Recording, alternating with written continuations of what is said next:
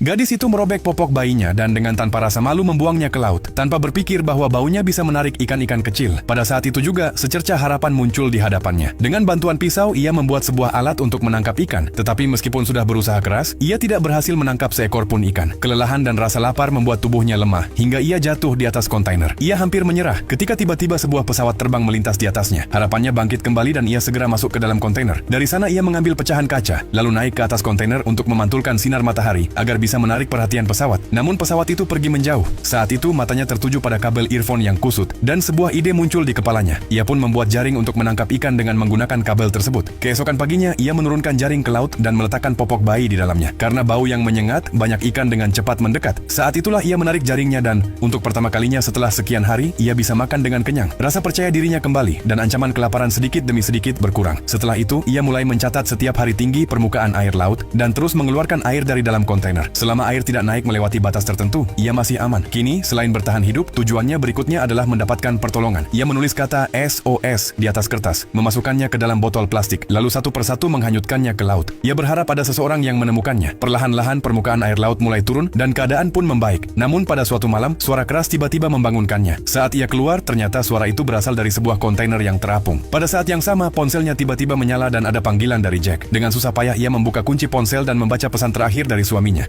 Dari pesan itu, ia tahu bahwa Jack tertangkap saat mencoba melintasi perbatasan, dan ketika berusaha melarikan diri, ia ditembak mati. Sebelum meninggal, Jack mengucapkan salam perpisahan terakhir untuk Luna. Berita itu membuat Luna hancur, tetapi demi bayinya yang baru lahir, ia tetap bertahan. Pada hari ke-26, air sudah memenuhi hingga tempat mereka tidur benar-benar tenggelam. Tekanan semakin besar sehingga mengeluarkan air dari kontainer tidak lagi mungkin dilakukan. Satu-satunya pilihan yang tersisa hanyalah tinggal di atas kontainer. Tetapi itu pun tidak bisa bertahan lama, karena perlahan-lahan seluruh kontainer mulai tenggelam.